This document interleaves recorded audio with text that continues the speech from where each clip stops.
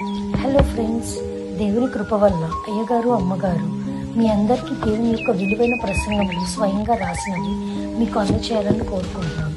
మా పుస్తకంలో సిలువ ధ్యాన ప్రసంగములు 83 ప్రసంగములు, క్రిస్మస్ ప్రసంగములు 50 ప్రసంగములు, బైబిల్లోని స్త్రీల ప్రసంగములు 72 ప్రసంగములు, మోషే సుఖోపవాస ప్రసంగములు 63 ప్రసంగములు. ఈ పుస్తకములు అయ్యగారు అమ్మగారు స్వయంగా రాసినవి మీ అందరికీ అందాలని కోరుకుంటున్నాము.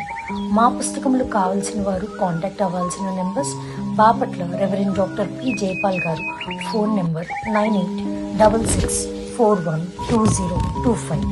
గుంటూరు డాక్టర్ పి ప్రసాద్ రావు గారు, ఫోన్ నెంబర్ 9413685994 అండ్ 9705789407.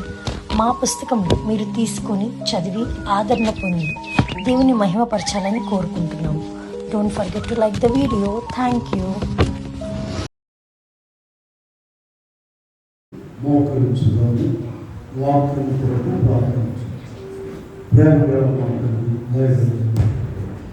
నీవు ప్రేమించిన నీ బిడ్డలను ఇంతవరకు నీ సన్నిధిలో నడిపించిన ఇదిగో ఇప్పుడు నీ మాటలు వినవచ్చున్నావు కదా.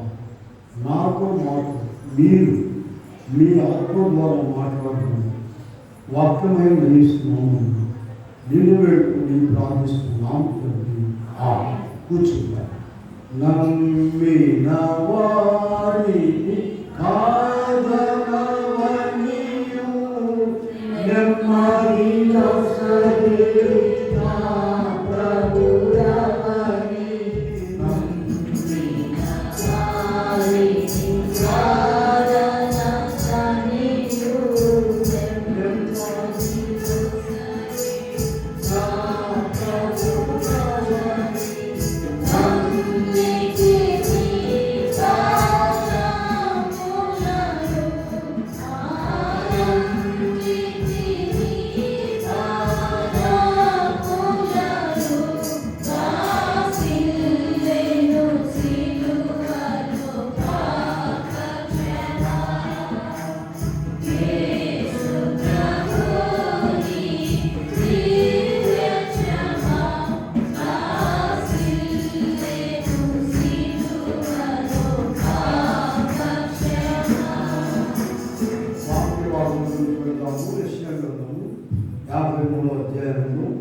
ఇందాక మనం ఆరాధనలో చదివినటువంటి భాగము 8వ వచనం చదువుకుందాం.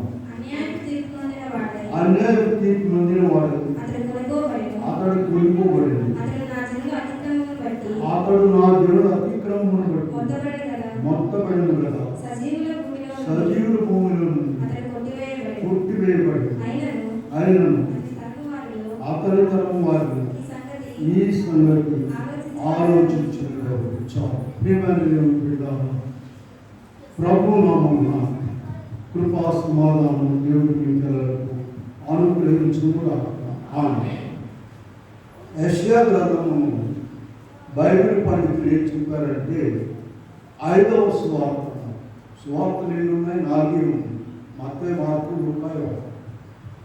ఎందుకు చెప్పారంటే ప్రభు యొక్క జన్మం మొదలుకొని మరణం, పునరుద్ధానం అన్నీ కూడా దాంట్లో ఉన్నాయి.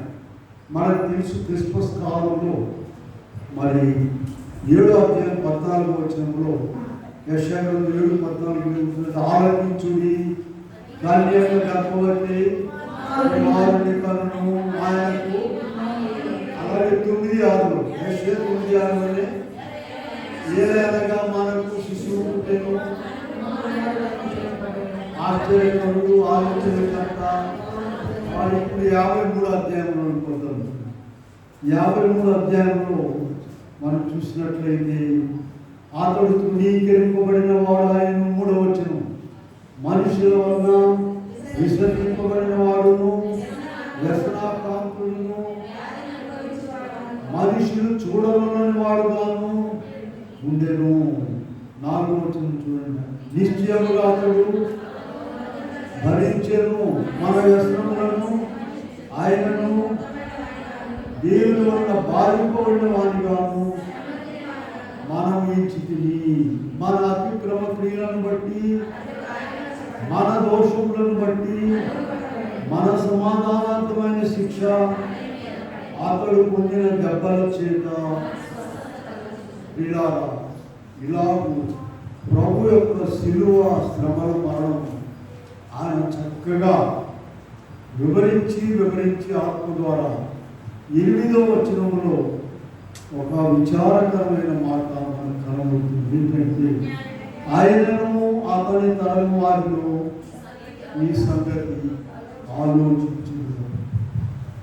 క్రీస్తు ప్రభు సర్వాధికారి, సర్వలోక సృష్టికర్త ఈ లోకానికి నరావతారధారిగా వచ్చి ఒకవేళ అన్ని విషయాలు తెలియకపోయినా ఆయన చేసిన అద్భుతాలు, చనిపోయిన వారిని లేపారు, పుట్టుగుంటి వారిని స్వస్థపరిచారు, జన సమూహమును 5,000 మందిని, 12,000 మందిని, 7,000 మందిని ఆయన పోషించారు. అనేకమైన అద్భుతాలు చేశారు. ఆయన నీటిని ద్రాక్షారసముగా మార్చారు, నీళ్ళ మీద నడిచారు. వీళ్ళారా ఇన్ని అద్భుతాలు ఒక పక్కన కనబడుతున్నాయి. కానీ ఆయనను ఎలాగో బాధించారు, ఎలా శ్రమ పెట్టారు. యెషయా గారు ఆయన ఈ లోకానికి రాకముందే, యేసు ప్రభు ఈ లోకానికి రాకముందే రాసేస్తారు. మన లోకంలో అధికారులు ఒక ప్రోగ్రామ్ ఇస్తారండి వాళ్ళ టూర్లో, పలానా టైము, పలానా స్థలం అని. ఏది 4 రోజులు 10 రోజులకే మనం మారిపోతాయి. ఇది ఎప్పుడు కొన్ని వేల సంవత్సరాల క్రితం ఇచ్చినటువంటి ప్రోగ్రామ్ ఇది. క్రీస్తు ప్రభు యొక్క ఈ లోకానికి రావడము, ఆయన పనులు అన్నీ కూడా కొన్ని వేల సంవత్సరాల క్రితం ఈ ప్రోగ్రామ్ను పాత నిబంధనలు అచ్చు వేశారు. ఆయన వచ్చిన తర్వాత అక్షరాలను ఇది మనం ధ్యానించవలసిన అవసరం ఏంటండి? ఆయనను అతని తరము వారిలో ఈ సంగతి ఆలోచించింది. ఎంతమంది ఆలోచిస్తున్నారు? అన్యులకి ఎలాగో తెలియదు. అన్యులంటే ఎవరండి? మనందరం అన్యులే, భారతదేశంలో ఉన్న వాళ్ళందరూ ఒకప్పుడు. అయితే ఇప్పుడు కనికరించబడి ఆయన బిడ్డలుగా ఉన్నారు. మరి వీళ్ళందరూ కూడా ఇప్పుడు తెలిసిన వారు, తెలుసుకున్నవారు. అందుకనే దైవజనులు ఏం చెప్పారంటే, 1 రోజు 4 రోజులు 10 రోజులు కాదయ్యా, 40 దినాలు చేసుకోండి శిలువ శ్రమల ధ్యానాలు. అప్పుడు కానీ ఆయన శ్రమల యొక్క విలువ మనకు లోపలికి ఎక్కుతుంది. 1 రోజు 2 రోజులు చేస్తే ఎక్కడ లోపలికి అని చెప్పి అలాగూ క్రైస్తవ సంఘాలలో ఏర్పాటు చేశారు. ఒక్కొక్క మాట హృదయాలను కరిగించి వేస్తాం. ఏదో నోటికొచ్చినట్టుగా పాడుకుని వెళ్ళడం కాదు. కానీ మరి ఎటువంటి పాటలు రాస్తారు దేవుని ఆత్మ ద్వారా భక్తులైనటువంటి వారు శిలువ శ్రమల విషయంలో. వీటన్నింటినీ మనం ధ్యానించే మనం లోకాన్ని విడిచిపెట్టాలి, శాపాన్ని విడిచిపెట్టాలి, పాపాన్ని విడిచిపెట్టాలి, ప్రభువులో ఉండాలి. 2 విధాలుగా ఉండకూడదు. అదే ఇక్కడ ఆయనను అతని తరము వారిలో, మనం అందరం కూడా ఆ తరము వారిలో ఉన్నాము. ఇప్పుడు మనము ఈ విషయాన్ని ఆలోచిస్తున్నామా? ఆయన భక్తులను గురించి ఆలోచిస్తున్నామా? ఆయన శక్తిని ఆలోచిస్తున్నామా అనేది మనం గమనించుకోవాలి. మన మధ్య ఆయన సేవకులు ఉంచారు, వాక్య పరిచారకులు ఉంచారు. వారి ప్రార్థనలు, ఆయన శక్తి ఎలా కనబడుతుందో అన్నీ కూడా చూస్తూనే ఉన్నాము. చూడండి, మనం సువార్త పాఠంలో ఒక మాట చదివాము. సువార్త పాఠంలో లూకా సువార్త 4వ అధ్యాయం 25వ వచనంలో చూస్తే, ఏలియా దినములందు 3 ఏళ్ల 6 నెలలు మూయబడి దేశమంతటను సంభవించినప్పుడు అనేక మంది విధవరాలుంటున్నాను. సారెపతు విధవరాల దగ్గరికి పంపించారు. ఆమె సద్వినియోగం చేసుకుంది, ఊరికనే పంపలేదండి. ఆమె ఇదిగో పట్టడి పిండి, కొంచెం నూనె ఉందయ్యా అని చెప్తుంటే ఈయన వెళ్ళాడు, ముందు నాకు అప్పం చేసుకున్నాము. ఇది ఎంత స్వార్థం అండి! అయితే ఆమె గెలిచింది. ఏలియా అంత గొప్ప భక్తుడు తన దగ్గరికి రావడము, అడగడము, ఆమె సద్వినియోగపరుచుకుంది. కష్టమైనా సరే భక్తులు చేర్చుకుని, చాలా చాలా కష్టము, కడుపు నిండా ఉండి అన్ని ఉంటేనే ఒకరికి పెట్టం, ఆ ఎదురు పెడతారు వాళ్ళ పడైతే పో అనుకునేటువంటి మనుషులు ఉన్న దినాల్లో ఏలియా చెప్పిన మాట ఎంత కష్టమో ఆలోచించండి. మనకు తెలిసింది అవన్నీ కూడా చదువుకునక్కర్లేదు. అటువంటి కష్టములో ఆమె నెరవేర్చింది కనుక 3.5 సంవత్సరాలు కాలేసుకుని వాళ్ళ ఇంటి వారందరూ భోజనాలు. అనేక మంది చనిపోయారు ఆ కరువు. అదే ఇక్కడ మనం కూడా దేవుడు పాత నిబంధన కాలం కంటే కొత్త నిబంధన కాలంలో ప్రభు యొక్క కృప విస్తారముగా ఉంది కనుక విస్తారమైనటువంటి సేవకులను, విస్తారమైన వాక్యాలను, గ్రంథములను నిమిషానికే కొన్ని 100 బైబిల్ పంచుతున్నారండి. బైబిల్ సొసైటీ వాళ్ళ లెక్క చూస్తే మనం అదిరిపోతాం. కొత్త విషయాలుగా ఎప్పటి నుంచో ఉన్నాయి. అన్ని భాషలలో 2500 భాషలలో దేవుడు ఎంత ప్రేమ కలిగి సేవకులను ఇచ్చారు, వాక్యం ఇచ్చారు.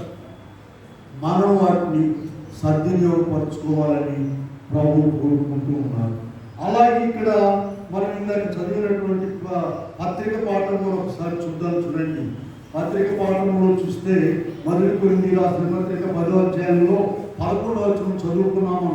ఈ సంగతులు దృష్టాంతములుగా వారికి సంభవించి యుగాంతముందున్న మనకు బుద్ధి కలుగుటకై రాయబడెను. ప్రియులారా, గ్రంథంలో ఉన్న విషయాలన్నీ కూడా మనకు బుద్ధి రావడానికి రాశారు. వాటిని మనము ధ్యానం చేసుకుంటున్నామా? మన హృదయంలోనికి ఎక్కించుకుంటున్నామా? ఆలోచిస్తున్నామా? 40 దినాలు కల్వరి శిలువలో నీ కొరకు, నా కొరకు చిత్రవద చేయబడుతున్న ప్రభువుని గురించి ధ్యానించేటప్పుడు మనము కూడా ఎంత తగ్గించుకోవాలో, మరణం పొందినంతగా ఆయన శ్రమ పొందాడు. ఇదిగో పౌలు గారు లాంటి వాళ్ళైతే నేను క్రీస్తుతో కూడా సిలువ వేయబడి ఉన్నానని చెప్పారు. ఆ స్థితిలోనికి మనం రావాలి. మన గోల్లో మనం ఉంటాం, మనం తింటాం, మనం ఉంటాం కాదు. తినాలి, ఉండాలి, పనులు చేసుకోవాలి ప్రమించినవి. అయితే ఇక్కడ ఒక మాట జ్ఞాపకం చేసుకోనండి. ఇందాక చెప్పిన మాట, యెషయా గారు పలికినటువంటి మాట, ఆయనను అతని తరము వారిలో ఈ సంగతిని ఆలోచించినది. దేవుని ప్రజలుగా ఉండి, దేవునితో ఉండి, దేవునిలో ఉన్నటువంటి వారు, దేవుని వాక్యము నిత్యం వినేటువంటి వారు, దేవుని పేరు పెట్టుకున్నవారు, ఇదిగో మేము చనిపోయి ఆయన రాజ్యంలో చేరతాం అనేటువంటి వారు, మా తండ్రి మాతో ఉన్నాడు, మా కొరకు శిక్ష అనుభవించాడు, మా పాపం నుండి మాకు విడుదల కలుగు చేశాడు అని అనుకునేటువంటి వారు ఈ విషయాలు ఆలోచిస్తున్నారా? ఆలోచించినట్లయితే ఆయన సేవకుల శక్తి, ఆయన శక్తి వారికి అర్థమవుతుంది. అలా కాకుండా 2 విధాలుగా ఉండకూడదు, 2 విధాలుగా ఉండకూడదు. చూడండి, ఇక్కడ మనం ఒక విషయం చూసినట్లయితే యెహోషువ గ్రంథంలోకి వెళ్దాము. 24వ అధ్యాయంలో 15వ వచనం చూద్దాం. చూడండి, 24వ అధ్యాయంలో 15వ వచనం చూద్దాం.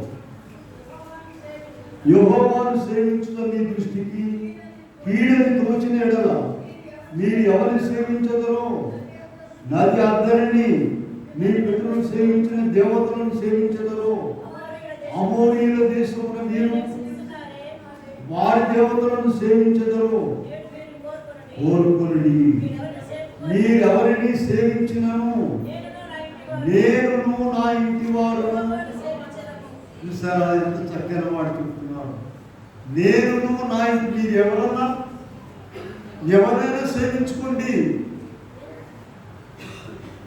మోషే తర్వాత నాయకుడిగా వారికి యెహోషువ దేవుడు ఇచ్చాడు. ఎంతో విసిగిపోయిన తర్వాత మాట్లాడుతున్నారు. 2 విధాలుగా ఉంటున్నారు. ఏలియా గారి విషయం కూడా చూద్దాం మనం. ఏలియా గారి విషయం మనం చూసినట్లయితే ఇక్కడ మొదటి రాజుల గ్రంథంలో 1వ అధ్యాయం 17వ వచనంలో చూసినట్లయితే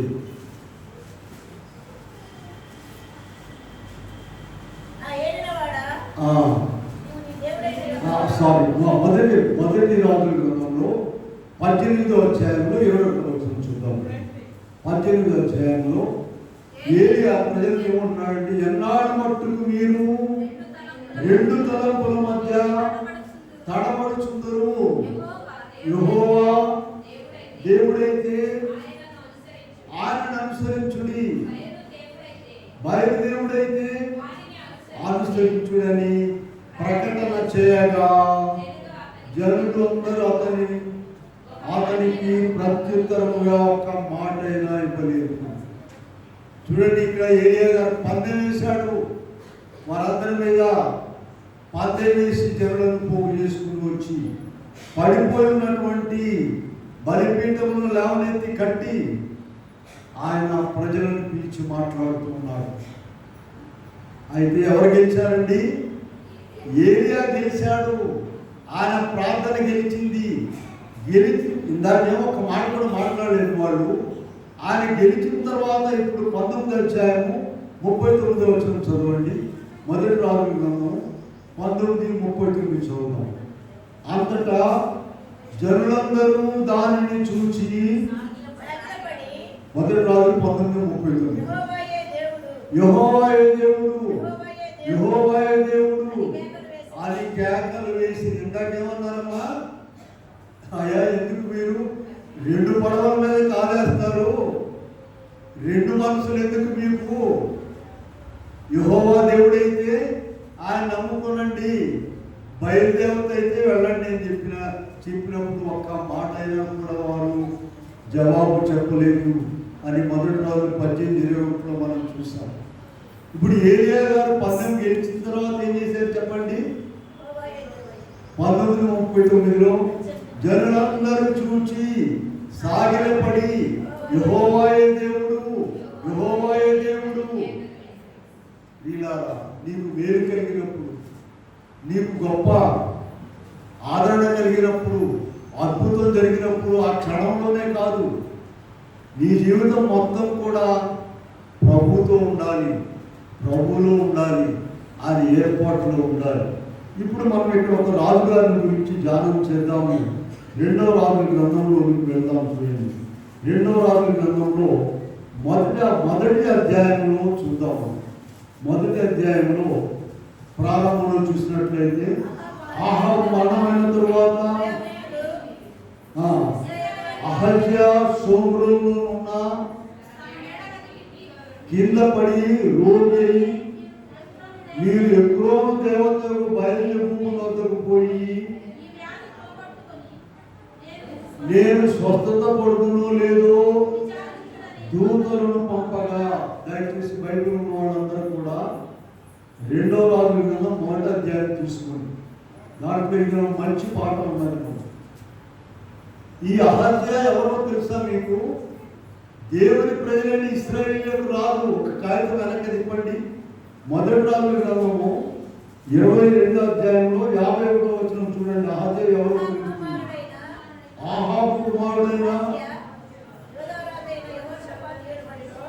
17వ సంవత్సరం ముందు ఇశ్రాయేలీయులను ఏలనారంభించెను. చాలు ప్రియులారా, ఈయన ఎవరండి? దేవుని ప్రజలైన ఇశ్రాయేలీయులకు రాదు. దేవుని ప్రజలైన ఇశ్రాయేలీయులకు రాదు. ఆయన షోమ్రోనులో మేడగదిలో నుండి కింద పడిపోయాడు. ఇంకా భయంకరమైనటువంటి జబ్బు చేసింది. వీళ్ళారా, ఇక్కడ వాక్యం వినండి. 2వ రాజుల గ్రంథం 1వ అధ్యాయం మూసేది అని చెప్పాను. ఇద్దరు పాఠం అంతా అందులో. ఈ రాజుగారు ఎవరు చెప్పండి? దేవుని ప్రజలైనటువంటి ఇశ్రాయేలీయులకు రాదు. మామూలు సామాన్య మానవుడు కాదు. దేవుని ప్రజల్లో పుట్టి దేవునితో సహవాసం చేసి దేవుని ప్రజలకు రాదయ్యాడు.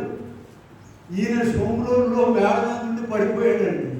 పడిపోతే ఏం చేశాడు రాజుగారు? జనాన్ని పంపించి ఎక్రోను దేవతలకు బయలుదేరు వద్దకు పోయి ఈ వ్యాధి పోగొట్టుకుని నేను స్వస్థత పడుతునో లేదో దూతలను పంపగా. ఆ తర్వాత చదవండి. యెహోవా దూత తిష్బీయుడైన నీవు లేచి దూతలను ఎదుర్కొని పోయి ఇట్లాను, దేవుడు అన్నవాడు లేడనుకొని బయలుదేరు వద్ద మీరు విచారింపబోచున్నారా? కాగా యెహోవా సెలవిచ్చినదేమనగా మంచం మీద నుండి దిగిరావుక నువ్వు మరణమైపోతావు. ఏలియా గారి దగ్గరికి ఆయన దైవజనుడు, భక్తుడు, పరలోకుడు వార్త వచ్చింది. రాజుగారి టీమును ఎదిరించి మాట్లాడడం అంటే మాటలు కాదు. ఏమైపోతారంటే అందరూ కూడా మొత్తాన్ని ఉరి చేస్తాడు, ఊరంతా ఉరి చేస్తాడు ఆయన. వీడు తిరిగి వెళ్ళాడు. తిరిగి వెళ్ళి చెప్పిన తర్వాత చదవండి. తర్వాత ఆ దూతలు 5వ వచనం, మీరెందుకు తిరిగి వచ్చిందని అతడు, ఒక మనుష్యుడు మాకు మిమ్మల్ని పంపిన రాజులతో తిరిగిపోయి ఈ సంగతి తెలియజేయుడి,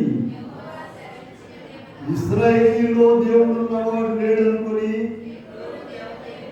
విచారణ చేయటకు నీకు దూతలను పంపుచున్నారే, నీ ఎక్కిన మంచం నుండి వీడు చెప్పారంట. ఆ బాధ్యతలు చెప్పారు. వాళ్ళకి తెలియదు ఏరియా అని. వాళ్ళందరూ కూడా దేవుని ప్రజల దేశంలో వాళ్ళే. ఇప్పుడు రాజుగారికి తెలుసు అందరూ, ఎందుకంటే రాజుగారికి ఇంటెలిజెన్స్ వాళ్ళు ఉంటారండి, రిపోర్ట్లు ఇచ్చారు. ఆయన ఎట్లా ఉన్నాడా అని అడిగాడు. చదవడం ఇప్పుడు మిమ్మల్ని ఎదుర్కొని వచ్చిన ఈ మాట చెప్పినా ఎలాంటి వాడని రాజు అడిగాను, అందుకు వారు తేలిపోయింది ఏరియా అని చెప్పేసి ఉంటారు. రాజుగారికి ఏరియా తెలుసు, కానీ దేవుని శక్తి తెలియదు, దేవుడు తెలియదు. ఇలా మన మధ్య ఉన్నటువంటి దేవుని సేవకు దేవుని శక్తి తెలియదు, దేవుని సేవకుల శక్తి తెలియదు, వారి ప్రార్థన తెలియదు. ఆ ప్రార్థన చేశారండి, నెరవేరిందండి, బాగా అయిందండి, అయిపోయింది, తెల్లారని వాళ్ళ మామూలు లేదు. ఇందాకేం చదివాము? ఏరియా జన్మలేదు గొప్ప కరువు వచ్చినప్పుడు సాయపత్రులో ఉన్న విధవరాలు ఒక్కామే ఉపయోగించుకుంది ఏరియా శక్తి. ఇక్కడ చూడండి, ఏరియా అనే భక్తులు ఆ దేశంలో ఉన్నాడని ఆయనకి తెలియదు, ఏరియా శక్తి తెలియదు. దేవుని శక్తి అంతకంటే తెలిస్తే అక్కడ ఎక్రోను దేవత దగ్గరికి ఎందుకు పంపిస్తాడు? ఈయన రోగం నయమైంది తెలియదా కనుక్రమని అక్కడ పంపించాడు. కనుక దీటైన జవాబు చెప్పాడు ఏలియా. ఇశ్రాయేలీయుల్లో దేవుడు అన్నవాడు లేడని నీవు అక్కడ పంపించావా? నీవు ఎక్కిన మంచము దిగము, చనిపోతావు అని చెప్పాడు. ఇప్పుడు రాజుగారి కోపం వచ్చిందండి. కోపం వచ్చాక ఆయన రోగం సంగతి పక్కన పెట్టి ఏలియాను పట్టుకురమ్మని పంపిస్తున్నాడు జనాన్ని. చదవండి ఇక్కడ 9వ వచనం. వెంటనే రాజు 70 మందికి అధిపతి అయినా 70 మందితో కూడా ఏలియాతో పంపెను. అధిపతి ఎక్కి దైవజనుడా దిగిరావాలని రాజు ఆజ్ఞాపించుతున్నాడని. అందుకు ఏలియా అగ్ని ఆకాశం నుండి దిగి వచ్చి కాల్చివేయాలని చెప్పగా 50 మంది వాళ్ళ నాయకులు మొత్తం ఏమయ్యారమ్మా? ఊరికే మంటొచ్చి చచ్చిపోయారు అనుకోబాకండి, మరట మసైపోయినట్టు చూడండి. నేను దైవజనుడు అయితే ఇదిగో ఏం చెప్పాడు?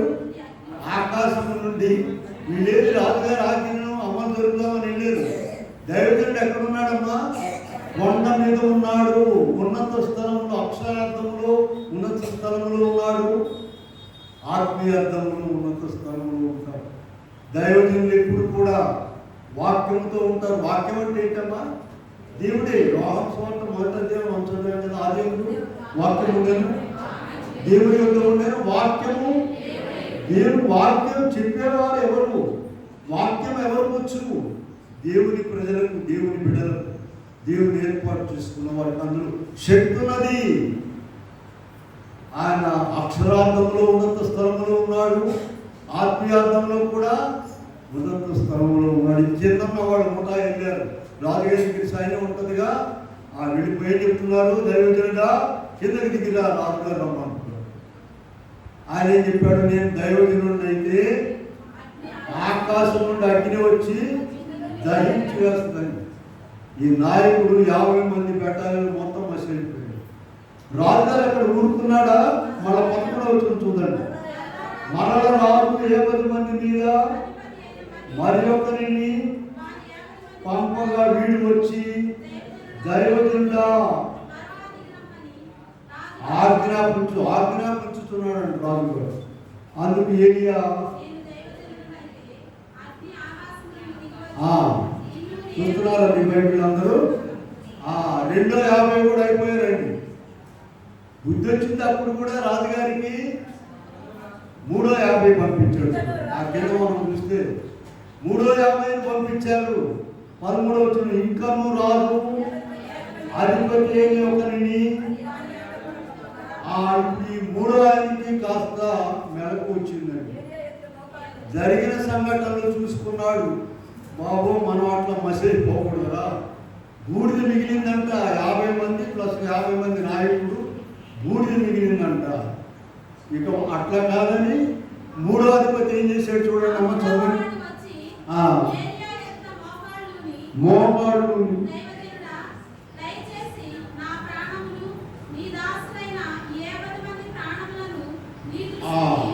ఏలియా యొక్క శక్తి ఎవరికి అర్థం కాలేదండి? రాజుగారికి అర్థం కాదు. ఇదిగో ఈ 3వ ట్రిప్లో పంపించినటువంటి సైన్యాధిపతికి అర్థమైంది కనుక ఓ పక్కన కనబడుతుంది ఆయన శక్తి. 250 ఏమైపోయారమ్మా? మనిషి పూర్తయిపోయారట. ఎముకలు కూడా పోయారు. మనిషి చనిపోతే తగలబెట్టాలంటే ఎన్ని కట్లు కావాలని చెప్పండి. 50 మందికి ఎన్ని కావాలమ్మా? పరలోక అగ్నికి 1 నిమిషమే చాలు, కరెంట్ కన్నా ఇంకా వేగం. ఇవి చూసి కూడా మనం కూడా దేవుని శక్తిని, దేవుని యొక్క సేవకుల ప్రార్థనా శక్తిని ఇప్పుడు చదవండి. ఇందాక మనం చదివిన వాక్యం ఒకసారి 1 కొరింథీ పత్రిక 10వ అధ్యాయము 11వ వచనం చదవండి ఒకసారి చూద్దాం. మళ్ళీ ఈ భాగంలో చూద్దాం. ఈ సంగతులు దృష్టాంతములుగా వారికి సంభవించి యుగాంతమందున మనకు బుద్ధి కలుగుటకై కళ్ళారా చూస్తున్నారు. 2 బ్యాచీలు 250 వెళ్ళినారు. వెళ్ళి వారి గణ్యమైందో చూశారు. రాజుగారికి అర్థమైందా? 350 మంది మీద అధిపతికి అర్థమైందా? ఇలా ఇప్పుడు నీకు అర్థమైందా? దేవుని శక్తి మనం పరిశీలించుకున్నాము. నీకు అర్థమైందా యేసుప్రభు యొక్క శక్తి? ఆయన కూడా మేకులు కొట్టి ముళ్ళ కిరీటం పెట్టి చంపేసేదని అనుకుంటున్నావు వాటిని. ఆయన యొక్క మరణ తాత్పర్యం ఏంటి? ఆయన సేవకుల విలువేంటి? ఆ సేవకుల ప్రార్థన బలం ఏంటి? తాత్కాలికంగా తెలుసుకుంటామయ్యా. మాకు ప్రార్థన చేశారండి నెరవేరు. వీళ్ళారా అటొకడుగు ఇటొకడుగు 2 విధాలుగా ఉంటుంది. ప్రార్థన చేయండి అమ్మా, ప్రార్థన చేయండి, సంతానం లేదు ప్రార్థన చేయండి, ప్రార్థన చేసాం. ఆ బాబుని ఇచ్చాడు, అమ్మాయిని ఇక మందిరాన్ని తీసుకుంటాం. నల్లతాడు పెట్టి కావాలంటే తీసుకుంటాం. అమ్మా ఇటున్నట్టు వాడు ఇందాక ఏం చెప్పాడు? ఏలియా గారు ఏం చెప్పాడమ్మా? వీరు ఎన్నాళ్ళ మటుకు 2 తలంపుల మీద ఉంటారు అడిగాడు. ఇప్పుడు కూడా మనం 1 రాజులు 18:21 చదివాము. ఏలియా గారు చెప్తున్నాడు, ఎన్నాళ్ళ మట్టుకు మీరు 2 తలంపుల మధ్య తడబడుచుందురు. యెహోవా దేవుడైతే ఆయనను, బయలుదేవుడైతే వారిని అనుసరించింది. విధానం లోకాన్ని పూర్తిగా మనం ప్రక్కన పెట్టాలి, విసర్జించాలి. ఇంకా ఏమున్నదో విసర్జించలేమండి. లోకంలో ఉంటున్నాం కనుక విసర్జించలేం. అయితే ఇక్కడ మనకు ఒక శక్తి ఉన్నది. చాలాసార్లు చెప్పుకున్నాం. మనకు ఒక సులువైనటువంటి పద్ధతి ఇచ్చాడు దేవుడు. ఏం చెప్పండి? దైవ సన్నిధిలో ఆయన్ని అడగాలి, అడిగి పొందాలి. ఇప్పుడు మళ్ళీ మనం 2వ రాజులకు పోదామండి. మన కథలోకి పోతాం. 3వ బ్యాచ్ సంగతి ఏదో చూద్దాం. 16వ వచనంలో చూసినట్లయితే అతడు 13వ వచనం, ఇంకా నువ్వు రాజు 7 మందికి అధిపతి అయిన ఒకరిని ఏలియా మోకాళ్ళుని ప్రాణమును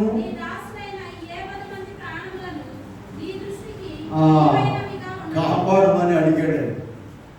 ఇంకా ఇది వరకు వాళ్ళలాగా మాట్లాడకుండా ఏలియా ఏం చేశాడు చెప్పండి? ఇప్పుడు ఏలియాకు జవాబు వచ్చింది ప్రభు దగ్గర నుండి. యెహోవా 15వ వచనం, యెహోవా దూత వారికి భయపడక వారితో కూడా దిగిపోమని కనుక అతడు లేచి రాజు వద్దకు వచ్చాను. వచ్చి ఏం చేశాడండి? రాజుగారి దగ్గర చేతులు పెట్టుకునే నుంచోదా వీళ్ళారా. 16వ వచనం, రాజును చూచి విచారణ చేయుటకు దేవుడు అన్నవాడు లేడనుకొని బయలుదేరుకున్నంత విచారణ చేయుటకై దూతలను పంపితివే. నీవెక్కిన మంచము నుండి నిశ్చయముగా నీవు మరణము అని చెప్పాను. 17వ వచనం చూడండి. అతడు చనిపోయాడు. వీళ్ళ మరణమయ్యే వరకు కూడా దేవుని శక్తిని, దేవుని యొక్క సేవకుల శక్తిని మన మధ్య ఉంటున్నారు. వాళ్ళు కూడా తింటున్నారు, వాళ్ళు కూడా జ్వరం వస్తుందిగా, వాళ్ళు కూడా జబ్బు చేస్తుందిగా, వాళ్ళు కూడా ఇబ్బంది పడుతున్నారు అని అనుకుంటున్నావు నువ్వు. అసలు ఎవరి దాకా వద్దండి? దేవాది దేవుడే ఒక మాట ద్వారా ఆదికాండం 1వ అధ్యాయంలో సమస్త సృష్టిని దేవుడు చూస్తే ఆయనే శ్రమ పడ్డాడు. ఆయనే నేర్పులు కొడితే మనకేంటండి? వదిలేసినండి. ఆయన ఏదో తప్పు చేశాడు, అందుకు కొట్టాడు.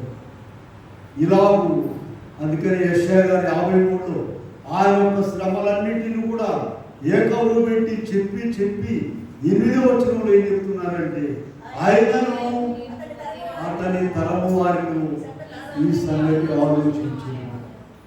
వీళ్ళారా కృంగిపోవాలి, ఎంతవరకు తగ్గించుకోవాలో అనేక సార్లు చెబుతుంటాం మనం. యోహాను సువార్త 13వ అధ్యాయంలో ప్రభు చేసిన పని చూసినట్లయితే అంతట పళ్ళెంలో నీళ్లు పోసి శిష్యుల పాదములు కడుగుటకును తాను కట్టుకున్న తువాలతో తుడుచుటకును మొదలు పెట్టాను. ఎంత గొప్ప కార్యం!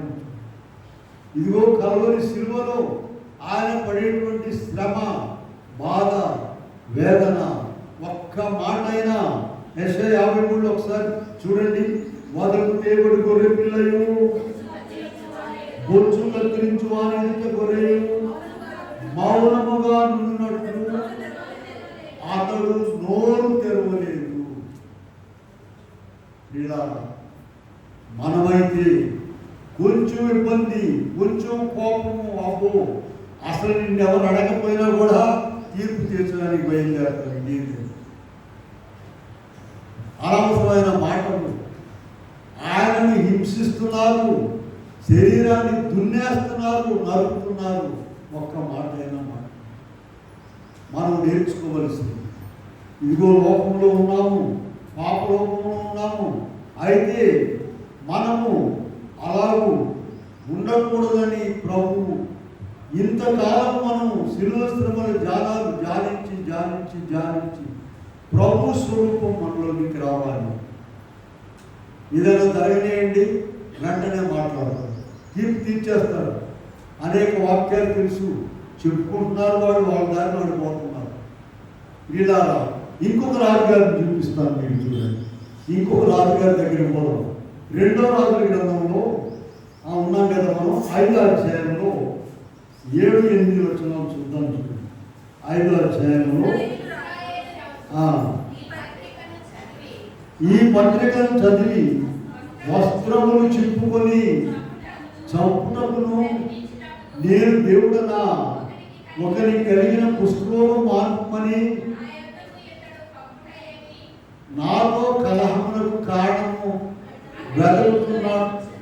ఆరు ప్రియులారా, సిరియా దేశంలో ఉన్న సైన్యాధిపతి దగ్గర పనిచేసే ఒక అమ్మాయి దేవుని ప్రజల నుండి పట్టుకెళ్ళే రామని బాధిస్తుగా ఆ అమ్మాయికి ఉన్న విశ్వాసము దేవుని ప్రజల రాజుకు లేదు, ఇశ్రాయేలు రాజుకు ఆ విశ్వాసం లేదు. ఆమె ఏం చెప్పింది? అయ్యా, మా అధిపతి సైన్యాధిపతి నయమాన్ గారు ఇదిగో అక్కడ భక్తుడున్నాడు, ఏలియా దగ్గర పోతే బాగుపడతాడు అని ఇంట్లో చెప్పి చెప్పి చెప్పి ఆయనను అక్కడ పంపించారు. ఇశ్రాయేల్ రాజు దగ్గరికి ఎలా పంపారండి? అఫీషియల్ లెవెల్లో పంపారు. ప్రాపర్ వే అంటారు చూసారా? రాజుగారు కదా, మీరు ప్రారంభం చదువుకుంటే తెలుస్తుందండి. 5వ అధ్యాయంలో 2వ రాజు. ఈ రాజుగారు ఏం చేశాడు? ఆ రాజుగారి దగ్గరికి అఫీషియల్ లెవెల్లో పంపించారు. ఈ కుష్ఠరోగం వచ్చిన నయమాన్ ఎట్లా వెళ్ళాడు?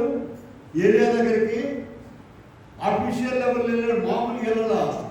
సైన్యము వీర విహారంతో వెళ్ళాడు. ఆయన గుర్రాలు రథాలు లోపల కుష్ఠరోగం వెళ్ళి అక్కడ నిల్చుని అదిగో సిరియా దేశం సైన్యాధిపతి వచ్చాడు. అయ్యా చూడండి. వీళ్ళ ఇక్కడ మనం గమనించవలసిన విషయం ఏంటి? నయమాన్ ఇంట్లో పనిచేసేటువంటి అమ్మాయికి ఉన్న విశ్వాసము రాజుగారికి లేదు.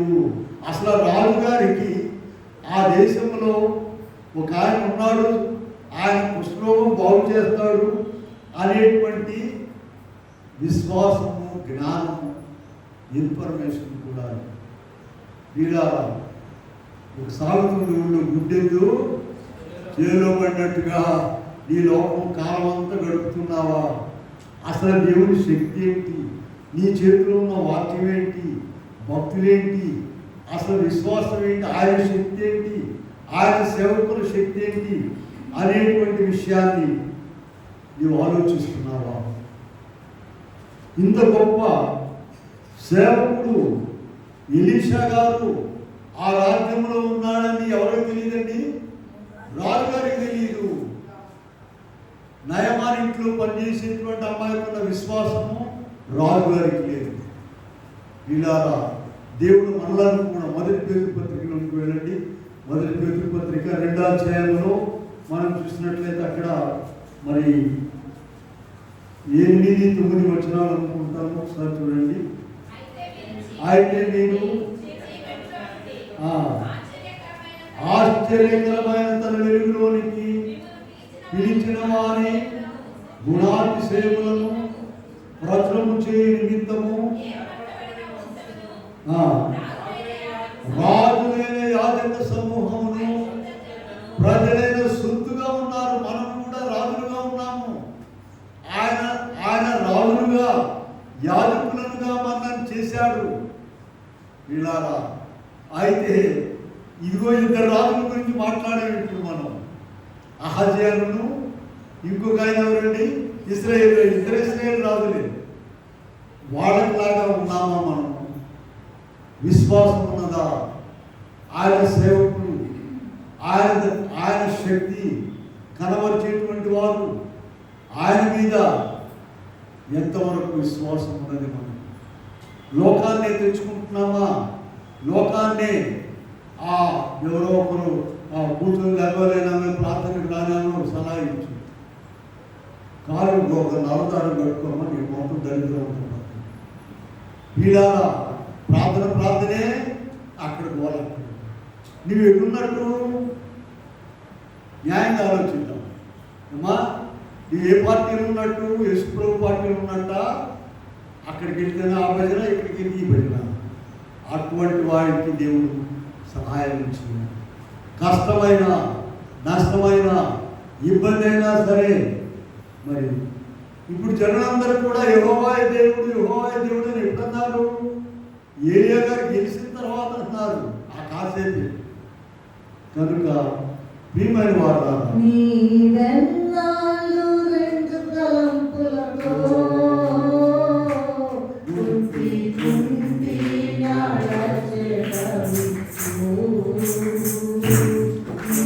Amen.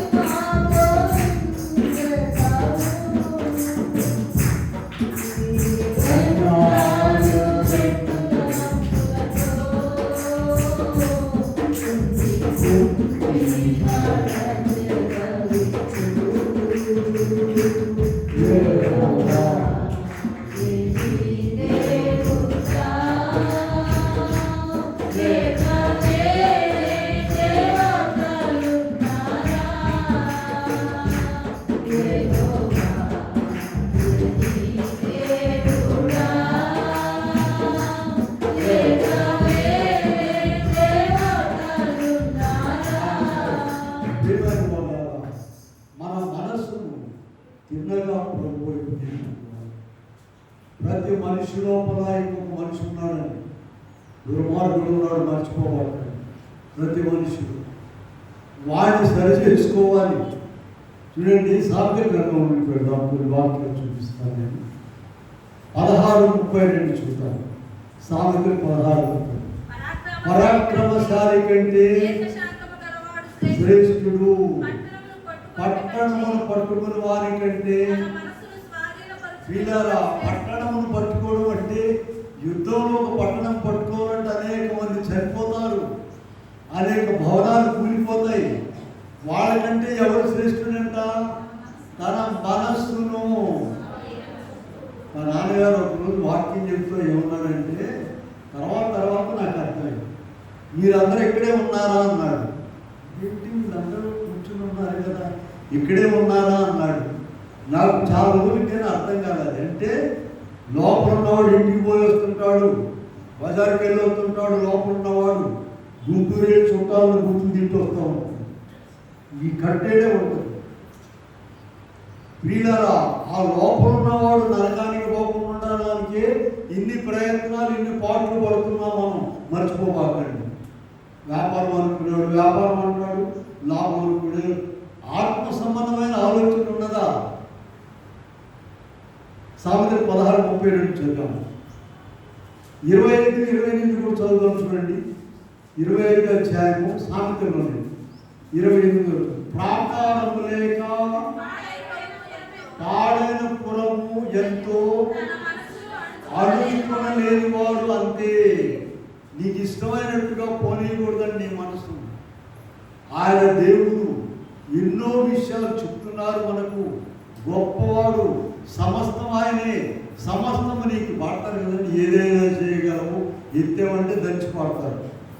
ఏదైనా చేయగలవు, ఏదైనా ఎత్తడమే ఆశీపు.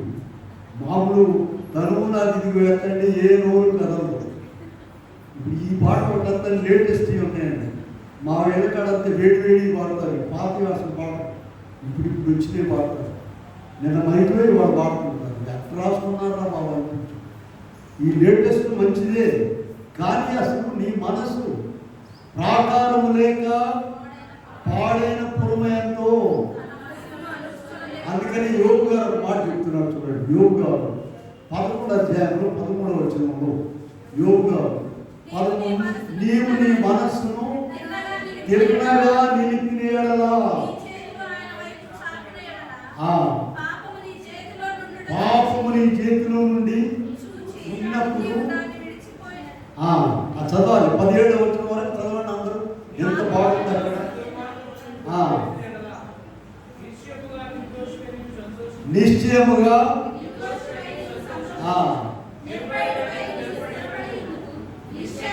అప్పుడు నీ బ్రతుకు మధ్యాహ్న కాల తేజస్సు కంటే వినాలా. అటు ఇటు ప్రక్కకపోకుండా 24 గంటలు ఆయన సన్నిధిలో ఆయన నామస్మరణ చేసుకుంటూ ఆయన బిడలుగా ఉంటే ఇన్ని తిప్పలు ఉండవండి. గొప్ప కార్యాలు ప్రభు చేస్తాడు. అయితే మనము అలాగూ యెషయా గారు కూడా ఈ మాట చెప్తున్నాడు. ఒక వాక్యం అందరి ప్రవక్తల ద్వారా చెప్పి యెషయా 26:3 చూడండి. 26:3 చూసినట్లయితే, ఎవరి మనస్సు నీ మీద ఆనుకును నీవు వారిని పూర్ణ శాంతి గలవారిగా. వీళ్ళ ఆ లోపల ఉన్న మనిషి, పైన ఉన్న మనిషి బాగానే ఉన్నారు కదా, అంత తయారయ్యి పౌడర్ పెట్టుకుని లోపల ఆ వికృతమైనటువంటి మనుషులు ఇలా మామూలుగానే చెప్తూనే లోపల తిట్టుకుంటూ ఉంటారు. ఆ దుర్మార్గం, ఈ దుర్మార్గం ఎదురున్న మనిషిని. ఈ లోపల ఉన్న వాడిని బాగు చేయడానికే మన మనసును తిన్నగా పెట్టుకోవాలి. అనేక చోట్ల ఉన్నది. 16:25 కూడా చూడండి ఒకసారి. సామెతలు 16:25 కూడా 16 అధ్యాయం. ఒకరి మార్గము వారి దృష్టికి యథార్థముగా కనబడును, మరణములకు త్రోవవుతుంది. వీళ్ళారా, ఆయన ఏమంటే ఎవరినేమండు, నువ్వు ఎటైనా వెళ్ళు, కానీ ఆ మార్గంలో నువ్వు వింటున్నావు. ప్రతిదినము దైవ సన్నిధి ఉన్నది, దానిలో ప్రార్థన చేసుకుంటే ఆయన శక్తిని పొంది నువ్వు అటు ఇటు వెళ్ళకుండా ఎంతో గొప్ప. అందుకనే 8:32 కూడా చూస్తే సామెతల్లో 8:32 నా పిల్లలారా అనే, కావున పిల్లలారా నా మాట ఆలకించుడి, నా మార్గం అనుసరించుడి, నా ఉపదేశము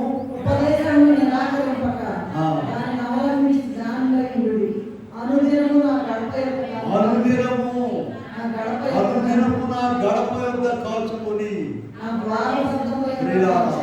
ఇప్పుడు దేవుడు మనకు ఒక మంచి తరుణం ఇచ్చారు. 40 దినాలు ఆయన గడప యొద్ద కాచుకొని. సరేనా? మీ వాక్యం మీ బైబిల్లో కనబడిందా? అనుదినము నా గడప యొద్ద కనిపెట్టుకొని కాచుకొని ఉపదేశం విలువ ధన్యులు.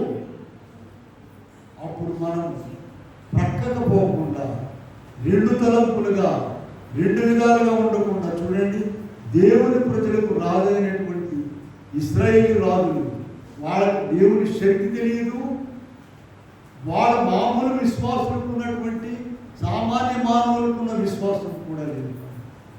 మనం అలా ఉండకూడదని ప్రభుత్వం మనతో మాట్లాడుచుకున్నాం. ఇప్పుడు మనం మొట్టమొదటి వాక్యం ఒక్కసారి చూసుకొని మరి ముగించుకుంటాం. యెషయా గ్రంథము 53:8 ఆయనను అతని తరము వారిలో ఈ విషయమును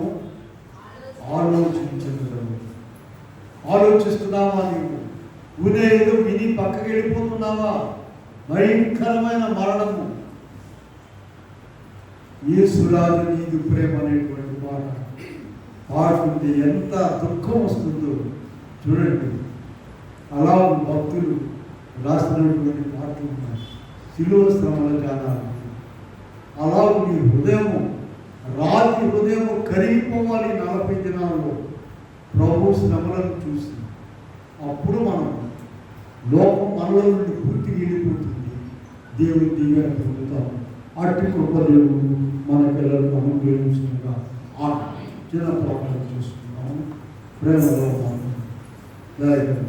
కలవరిస్తూ మహాకాశములు పట్టజాలని దేవుడు, మాట ద్వారా భూమి ఆకాశం కలుగు చేసిన దేవుడు, కలవరిస్తూ ఘోరమైనటువంటి వేదన బాధ నా కొరకు మా కొరకు వర్తించాడు. అయితే మేము దాన్ని దృష్టించుకుని, దాని విలువను తెలుసుకుని, నరకానికి పోకుండా మేము మోక్షరాజ్యంలో చేరే భాగం ప్రతి ఒక్కరికి దయచేసి నీ శక్తిని, నీ సేవకుల శక్తిని, నీ మాటలను మేము అర్థం చేసుకుని నీ శక్తిని పొందే కృప దయచేయడం నీ నామమున వేడుకొని ప్రార్థిస్తున్నాము. కూర్చుంటాం.